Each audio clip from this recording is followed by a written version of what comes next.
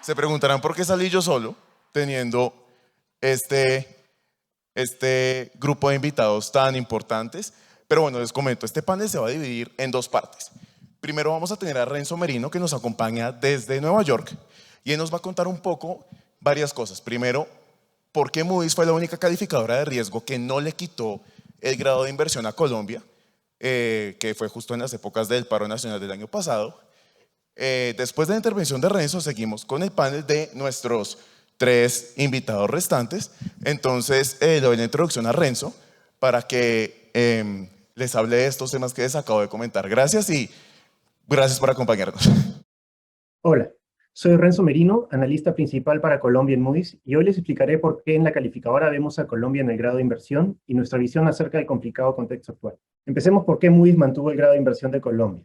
En medio de la pandemia, Moody's llegó a considerar que el choque podría desalinear el perfil crediticio soberano de Colombia con respecto al de sus pares de calificación Baa2. Tal no fue el caso, y en octubre del 2021 la perspectiva regresó estable. Fueron tres los factores que conllevaron a esto. Primero, cuando observamos la evolución de la actividad económica en Colombia y la comparamos con la de sus pares, vemos que mostró un mayor dinamismo del esperado, denotando una elevada capacidad de recuperación de la economía. Así, en Moody's esperamos que para el 2023 Colombia tenga un nivel del PIB más alto en comparación al observado en el 2019 respecto a sus pares de calificación Baa2. Un segundo factor estuvo relacionado con nuestra evaluación sobre la capacidad de las autoridades para formular y ejecutar políticas macroeconómicas consensuadas que pensamos contribuirán a mejorar las dinámicas fiscales en el periodo post-pandemia. Colombia tiene un amplio track record de manejo macroeconómico prudente y servicio de deuda impecable. En un contexto complicado como el que se observó en el 2021, las autoridades colombianas lograron aprobar una reforma fiscal que ayudará a aumentar los ingresos y fortaleció el marco de la regla fiscal.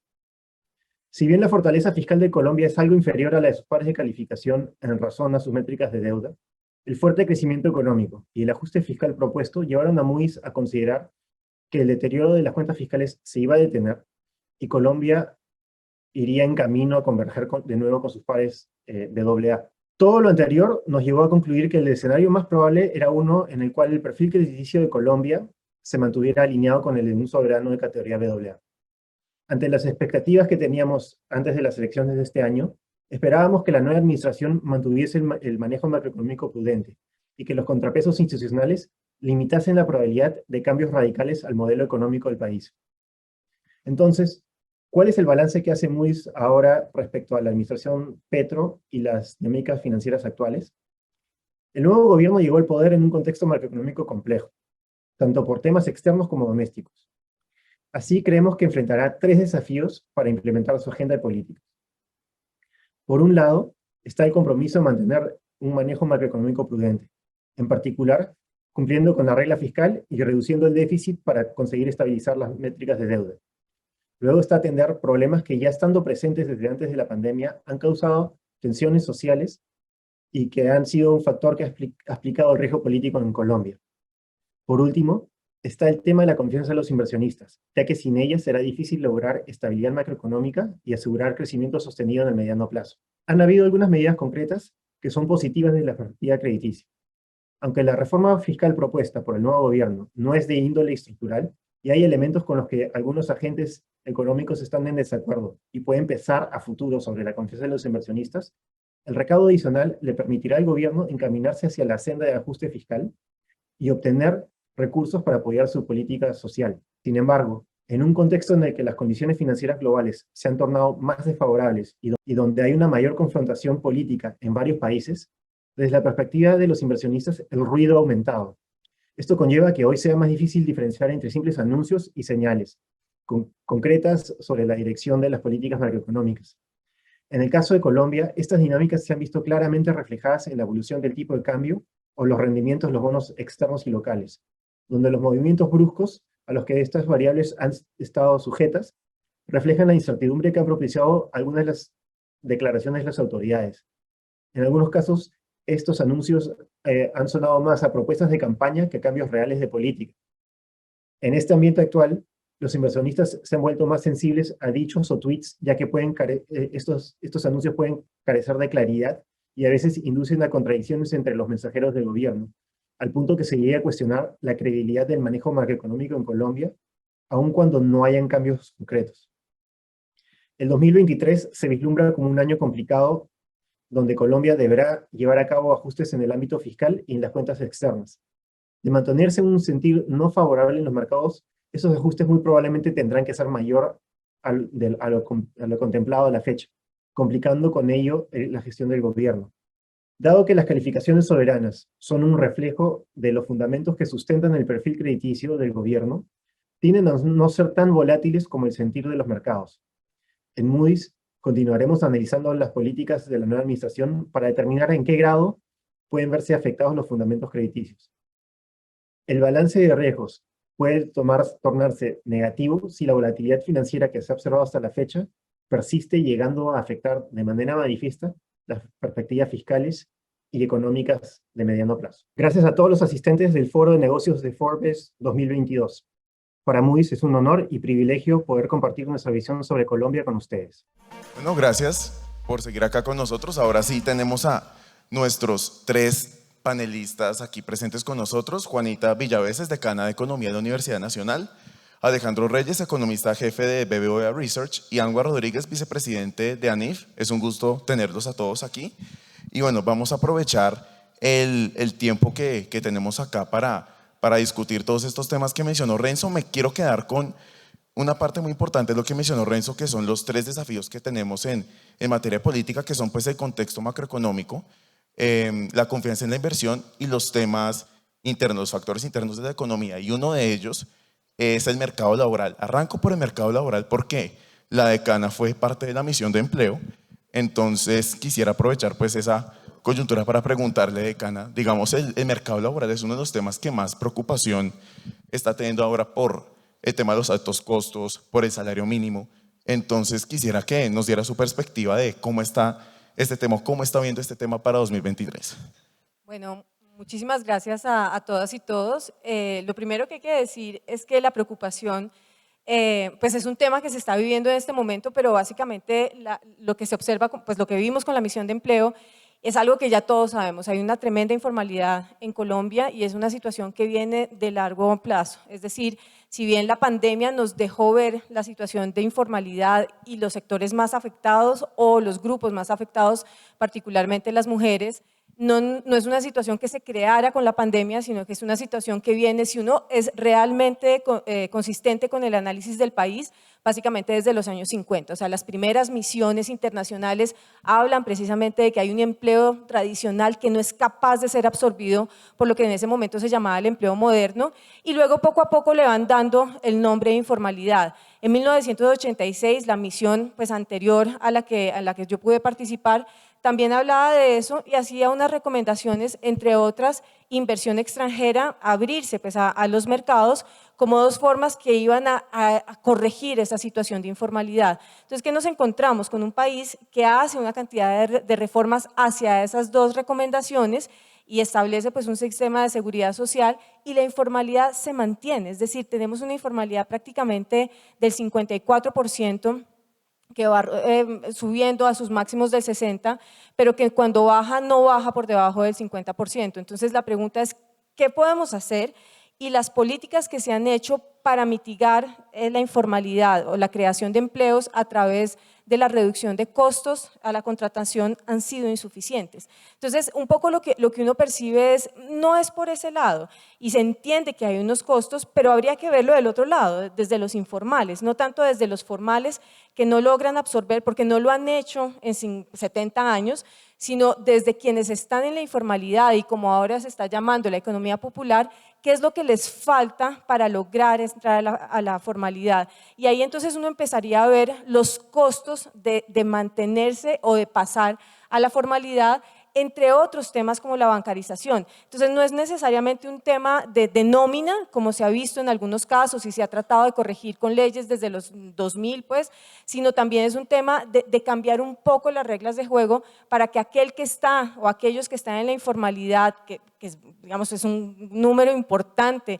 no solamente contado desde los trabajadores, sino también desde las iniciativas empresariales, las pequeñas, muy pequeñas empresas, pues es cómo jalarlos hacia, y eso es un poco la vuelta que se le está tratando de dar pensando en la economía popular, y especialmente en la bancarización, que es uno de los costos más altos. Es decir, quien quiere hacer empresa y no lo puede hacer, pues va a acudir a los créditos informales, que son muchísimo más costosos que cualquier crédito formal. Entonces, un poco el tema que es complejo en este momento es hacia la informalidad y cómo el país cambia ese escenario, que no lo logró, hay que decirlo, no lo ha logrado, y no lo logró con las políticas que se han implementado con claridad desde la década del 2000, desde la ley 678, pues no ha generado la capacidad de absorción de ese mercado laboral. Entonces, por ese lado, digamos que la preocupación no creo que sea tanto de los costos a los grandes empresarios, sino de darle la vuelta a reducir los costos a quienes están en la informalidad. Gracias.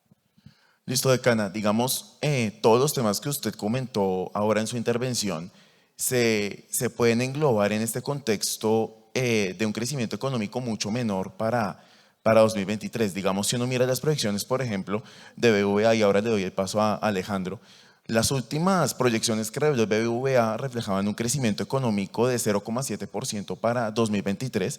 Esto fue alrededor de un mes antes de que el Banrep ajustara sus perspectivas también a la baja, 0,5%. Entonces, quería preguntarle, ¿el BBVA sigue viendo este tema con perspectivas a la baja, o ahora, por ejemplo, temas como que la inflación en Estados Unidos ha ido cediendo, pueden tener una perspectiva más optimista para el año entrante? Yo creo que es una buena pregunta. Trataría de irme un pasito atrás y es pensar si el 0,7 o el 0,5 que tiene el Banrepública, que para efectos prácticos los que hayan hecho alguna estimación es la misma cosa, porque es muy difícil apuntarle a esa cifra, si eso es bajo o no, si es malo o no. Yo lo primero que destacaría es que la economía colombiana, lo mencionaba ahorita el ministro, lleva 2 años estelares de crecimiento, quizás en la región la que más se ha recuperado, lo mostraba ahorita desde Moody's, el crecimiento visto como el nivel de producción es el más alto entre sus pares, y podemos hacer una lista de muchos países del mundo y estamos en la parte superior. La pregunta es si éramos capaces de sostener ese ritmo o no. Y quizás hasta de pronto somos capaces, pero no va a ser saludable porque estamos, digamos, generando mucho estrés en los balances estructurales de la economía colombiana. El más claro de esos es el déficit en cuenta corriente. Es esa relación de Colombia contra el resto del mundo. No tenemos los suficientes recursos para hacer lo que queremos hacer internamente y nos toca cerrar el balance trayendo recursos de afuera. Eso va a cerrar este año muy cerca del 6% del PIB, uno de los niveles más altos que hemos tenido en Colombia. Y eso pues es un reto grande para manejar, es difícil sostener ese nivel, y cuando uno detalla por qué está pasando es porque el gasto interno está de pronto corriendo más rápido de lo que debería estar corriendo. Sí tenemos unos efectos positivos, el mercado laboral, si bien coincido con tu análisis y falta mucho por solucionarlo, el 21, la segunda parte, pero en realidad desde el 20 con las nuevas cifras del DANE ha venido recuperándose muy bien. El crecimiento acumulado año va por encima del 8% en el empleo, y mucho de ese crecimiento ha venido del empleo formal, y eso ha sido parte de la gasolina que nos ha permitido crecer. Pero cuando uno ve el otro reflejo, la tasa de ahorro de los hogares en Colombia está en mínimos históricos. Entonces, de pronto estamos gastando más de lo que deberíamos estar gastando. Y eso no es sostenible en el largo plazo. Entonces, cuando nosotros hacemos el análisis, sí, 0,7 de crecimiento sería uno de los crecimientos más bajos de Colombia. Colombia difícilmente se contrae. La pandemia, el 99 y por allá en el 37. Entonces, es muy difícil tener un número negativo. 0,7 es un número muy bajo. Y muchos lo van a decantar como sí, Colombia no cae, pero eso es recesivo para Colombia. Nosotros creemos que es una corrección saludable. Venimos, lo que probablemente debimos haber hecho en 3 años o 4, lo hicimos en 2. Entonces nos toca tomar aire, ¿cierto? Yo que soy gordito les digo, cuando yo me pongo a trotar y no paro, no llego al final. Entonces tenemos que tomar aire. Tomar aire no está mal. Entonces no tenemos una riesgo, perspectiva de sesgo sobre el número, creemos que es saludable hacerlo, seguir creciendo como veníamos no era saludable, y una contracción más fuerte de la economía tampoco iba a ser o va a ser saludable, pero tenemos mucha incertidumbre hacia adelante. Entonces, no porque el 0,7 no le tengamos un sesgo abajo o arriba, no implica que no haya nubarrones en el escenario y tampoco días soleados. Nuestra tarea como analistas es advertir de cuáles son los nubarrones, pero señalar cuáles son también los días soleados, para que ustedes como empresarios puedan defenderse ante los nubarrones y aprovechar los días soleados. Y solo les voy a decir 2 días soleados. El primero, el agro colombiano. Hay mucha oportunidad en el agro colombiano. El gobierno anterior, y podemos irnos para atrás muchos, siempre han querido hacer cosas con el agro colombiano. Ojalá esta sea la oportunidad de un agro colombiano más competitivo. Ahí sí perdemos, cualquier regla que ustedes vean la perdemos contra todos nuestros vecinos, somos improductivos. Ahí tenemos oportunidad. Segunda, la transición energética. Aquí no es de pensar si vamos a seguir sacando petróleo o no, cuándo vamos a dejar de sacarlo o no. Nada sacamos si dejamos de sacar petróleo y no hemos cambiado la forma como usamos la energía en Colombia. Entonces, pensemos en, no sé cuándo va a ser el cambio de la energía, pero pensemos en lo positivo, en que la transición energética también es cambiar la forma como producimos en las empresas, una eficiencia energética, y ahí todos podemos montarnos en ese papel. Seguramente tendremos una economía más productiva. Entonces, un poco para dejarte en el ambiente, no vemos un escenario más negativo, vemos que va a ser un escenario retador, sin lugar a dudas, y se necesita una corrección de esos desbalances macroeconómicos para que después no estemos enguayabados por el dolor de lo que fue el 21 y 22.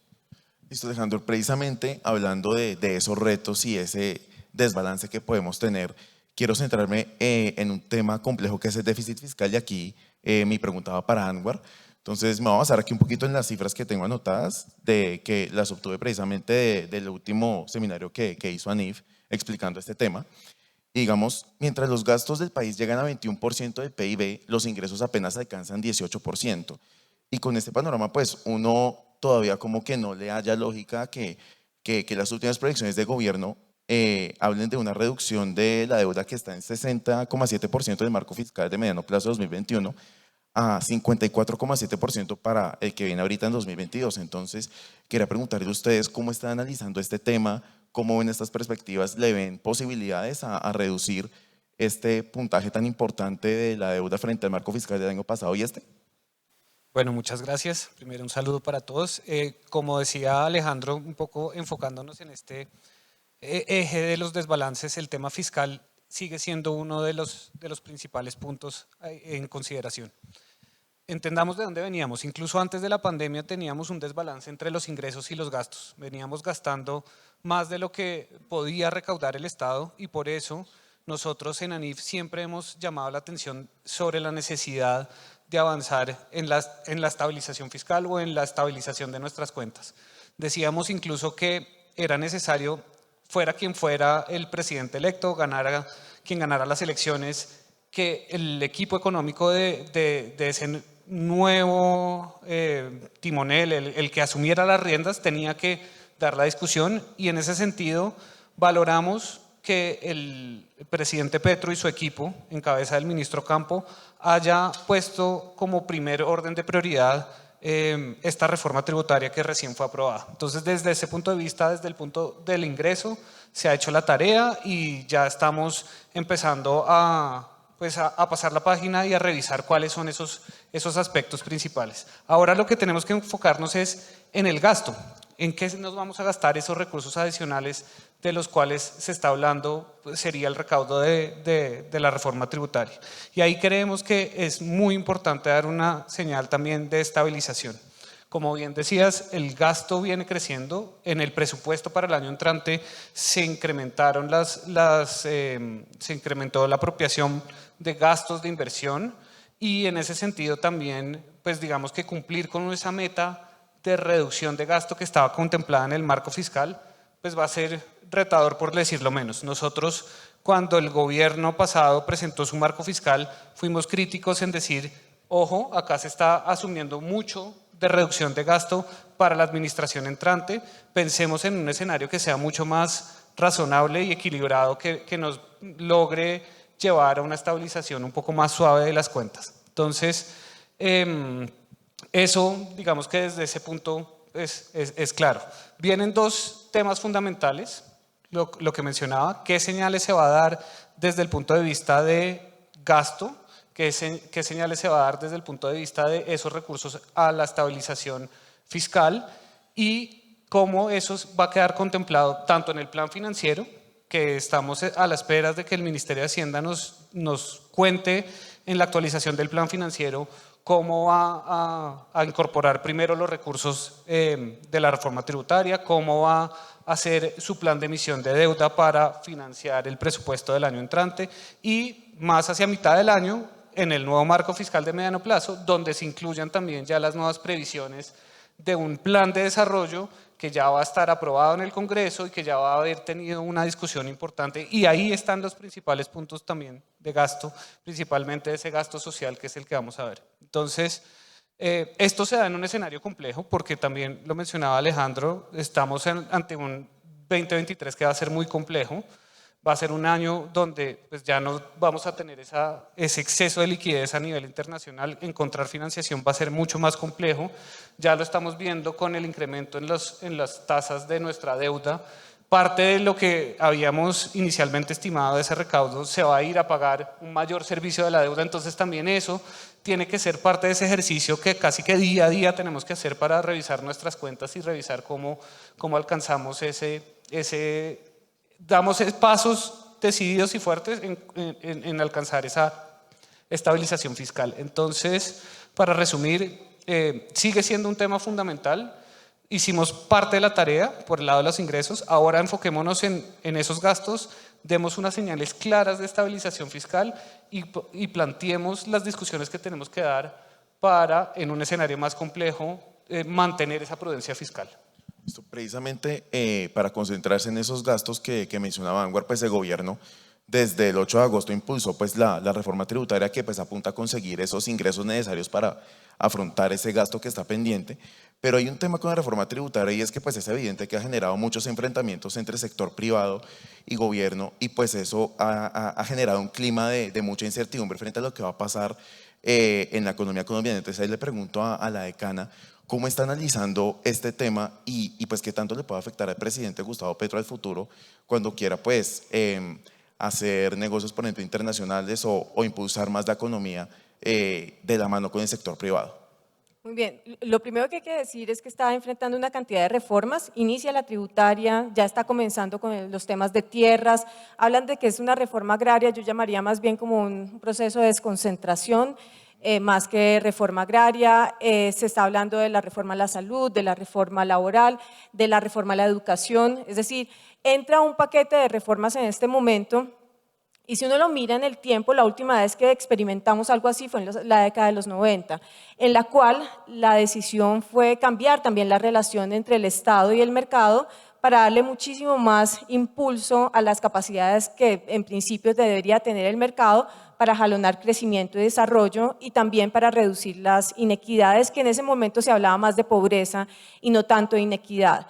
Total, yo sí creo que las reformas que se iniciaron en la década de los 90, que tienen muchas leyes como la Ley 100, la 160, bueno, hay una cantidad, generaron y lograron cosas para el país. Sin duda el país creció, se dio cuenta de la posibilidad del mercado, que el mercado le abría, pero también encontró límites. Y los límites, ya lo había mencionado, en el mercado laboral es la dificultad de absorber el mercado formal y se mantiene la informalidad.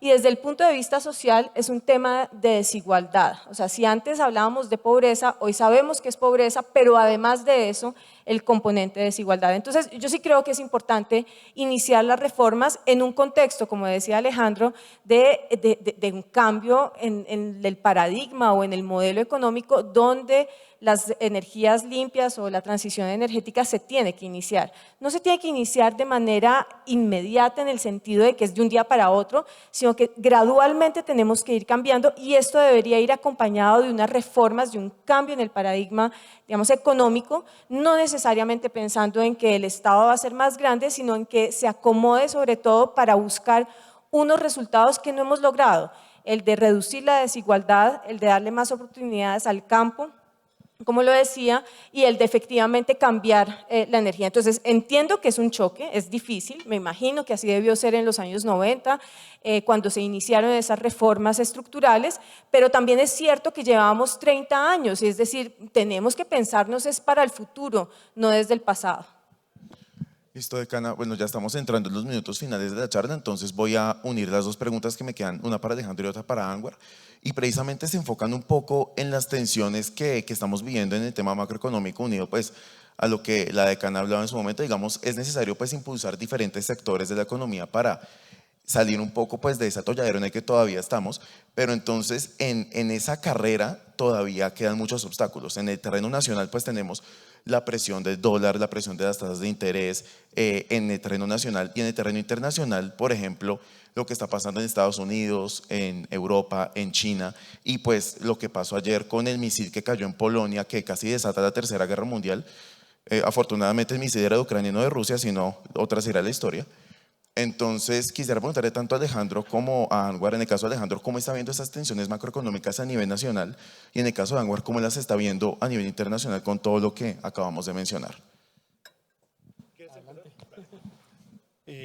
Yo creo que es por tema de edad. Yo soy un poquito más calvito que Anwar, entonces me deja seguir primero. Bueno, un poco la pregunta, otra vez, buena, porque inicié el comentario pasado diciendo estamos en un escenario de mucha incertidumbre. Y esa incertidumbre también gobierna a dónde va a estar el dólar, a dónde van a estar las tasas, a dónde va a estar la actividad en general. Es un escenario retador, pero siempre va a haber algún coco en el armario. Tocas aprender a atender cómo se defiende uno ante esos cocos. La economía, lo mencionabas ahorita, Juanita, la economía colombiana, 30 años después de las reformas estructurales que se crearon en los 90 para Colombia, es una economía mucho más resiliente, mucho más robusta, capaz de enfrentar estas vicisitudes que tienen las mareas globales y las mareas que nosotros mismos nos autoinfligimos. Entonces, es un escenario que yo no lo voy a categorizar de otra manera, sino retador, de alta volatilidad, pero donde hay oportunidades, y ahí es donde está el valor de los empresarios. Si dejáramos todo a los académicos, yo también he sido profesor un muy buen rato, los analistas o los miembros de think tanks, pues de pronto el mundo sería muy bonito en el papel, muy difícil de materializar en la vida real. Y ahí está el valor de la empresa.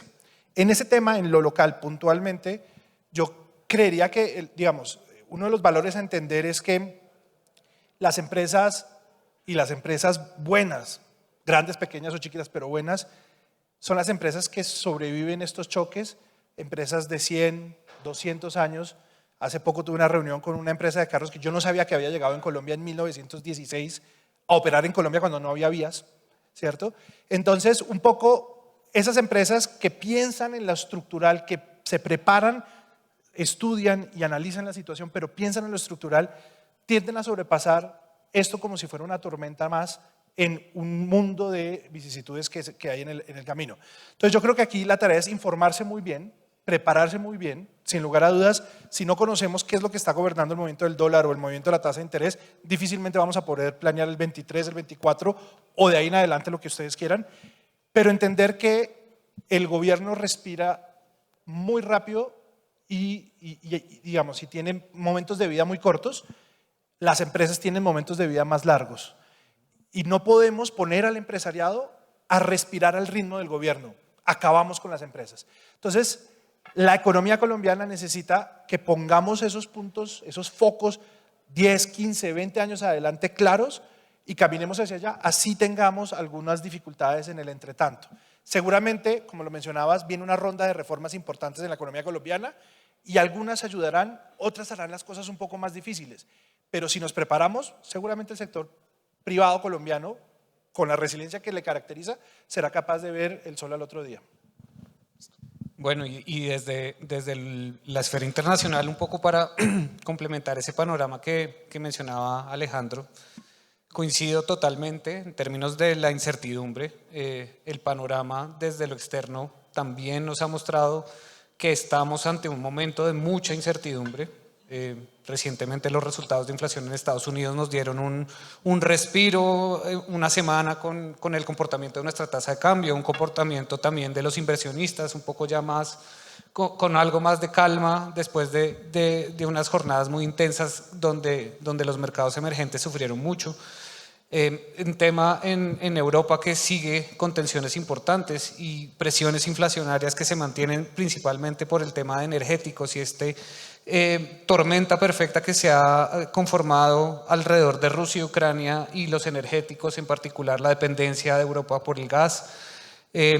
China con todavía a estas alturas una política de cero COVID que sigue poniéndole trancas a la principal economía, a una de las principales economías del mundo, que nuevamente también va a tener efectos sobre los precios de los commodities, que también llevamos una temporada de precios muy altos, que también nos termina favoreciendo. Entonces, pues es un escenario nuevamente donde vamos a tener y vamos a estar expuestos a muchos factores, como decía Alejandro, que vamos a tener que monitorear al día a día, un poco con esa perspectiva de más largo plazo, que también es cierto. Nosotros, los que hemos pasado por el sector público, sabemos que uno ha tenido, digamos que ese paso son fugaces y que en realidad quienes hacen que las cosas pasen son las personas que están por fuera, los ciudadanos, las empresas, las que tienen que seguir avanzando, a veces a pesar de la regulación, a veces a favor, pues favorecidos por la regulación, y creemos que desde ese punto de vista, pues la información va a ser clave. Información, monitorear. Como dijo Alejandro en la primera respuesta, estamos en una situación donde aún tenemos un déficit externo amplio. Eso nos hace estar un poco más expuestos a estos vaivenes de la economía internacional. Afortunadamente, a diferencia de nuestra última crisis financiera, hoy tenemos una tasa de cambio flexible que también funciona como válvula de escape y que nos da ese ajustador automático y nos da las señales importantes para que nuestra economía no entre en esa situación de crisis. Y pues ya como para finalizar, seguimos en un escenario retador desde lo local, desde lo externo, pero creemos que podemos seguir avanzando nuevamente con información precisa para tomar decisiones pensando en un futuro como en un futuro de un escenario como más hacia mediano plazo. Perfecto, con esto concluimos este panel. Le agradezco muchísimo a Juanita Villaveses, Alejandro Reyes y Anwar Rodríguez, y desde la distancia a Renzo Merino por habernos acompañado. A ustedes también muchas gracias por haber estado aquí en este panel y los invito a que sigan acompañándonos en nuestra agenda de hoy. Gracias. Gracias.